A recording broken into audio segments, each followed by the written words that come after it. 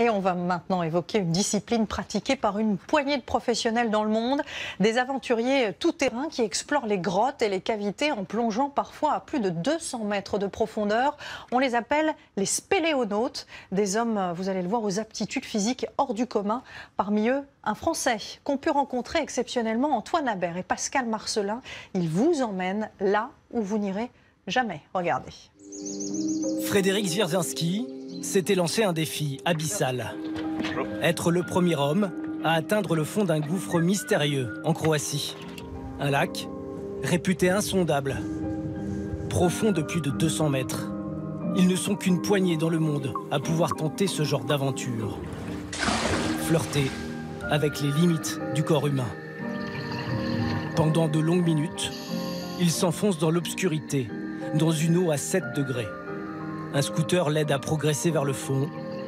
Le voici à 244 mètres. Il passera 3 heures dans l'eau. De retour à l'air libre, il est hissé jusqu'au sommet du gouffre et accueilli en héros. Hip, hip, hip. Congratulations. Ces expéditions, il les prépare ici, à Port-Miou, près de Marseille. Frédéric nous donne rendez-vous dans cette cabane, mais tout se passe sous terre. Là, on va avoir un premier puits de 30 mètres et ensuite on va arriver dans une zone artificielle d'à peu près une 40 mètres. C'est là qu'on commence un pas dans l'histoire et un pas dans l'exploration de la plongée.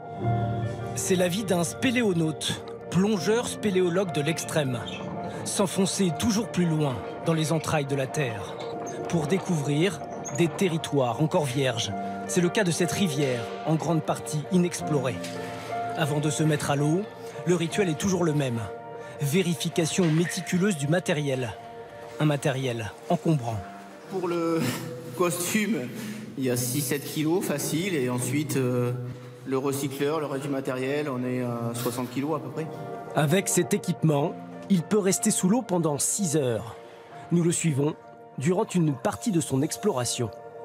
Cette plongée est assez exceptionnelle parce que les dimensions sont incroyables. On est sur une galerie qui fait 25 mètres par 15 mètres. Donc là, on prend un plaisir énorme avec plusieurs lampes parce qu'on éclaire et on se rend compte en fait du côté pharaonique de cette galerie. Après 1h30 de plongée, Frédéric ne peut remonter directement à la surface. Il doit respecter des paliers de décompression. 4 heures encore à attendre.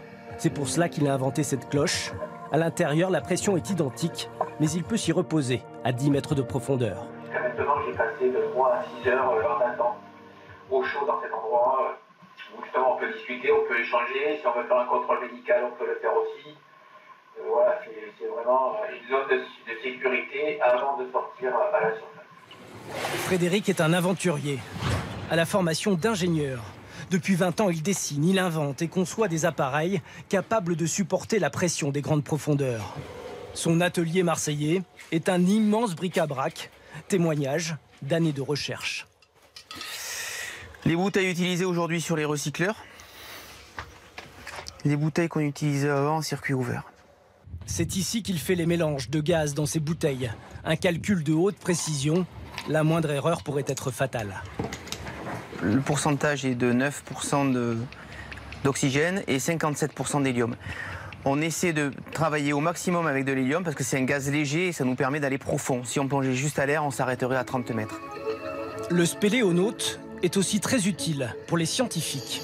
En allant là où personne ne peut aller, il peut récolter de précieuses informations. Ce jour-là, Frédéric a une mission. Lâcher des particules fluo qui vont permettre aux hydrogéologues de tracer le sens du courant. Ici. On va pouvoir voir en combien de temps elle arrive ici. On en déduit la vitesse de l'eau et on en déduit le débit. Donc c'est des données qui sont essentielles pour pouvoir dire qu'on observe notre milieu et derrière on le comprend, on l'interprète. Frédéric intéresse aussi beaucoup les médecins. Il cherche à comprendre comment le corps peut supporter en profondeur une pression de plus de 20 kg par centimètre carré.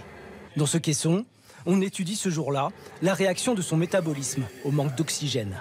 Des gens qui font telle performance, pour nous, c'est un puits de science, puits de données qui nous permettent après de mieux comprendre certaines adaptations dans ces environnements extrêmes. Donc on a la chance d'avoir ces cobayes, entre guillemets, qui nous permettent de faire des recherches très intéressantes. Frédéric Zwierzyński est un sportif de haut niveau, mais avant tout, un plongeur passionné. Ce qui m'émerveille toujours, c'est cette grande solitude. Et ensuite, c'est se retrouver dans l'eau, ce milieu aquatique mais important. D'un seul coup, plus de gravité, une aisance incroyable. C'est mon milieu à moi, je m'y sens bien, c'est ma maison. Un intraterrestre qui ne pense pas aux records, mais aux découvertes à venir, dans les entrailles immergées de notre planète.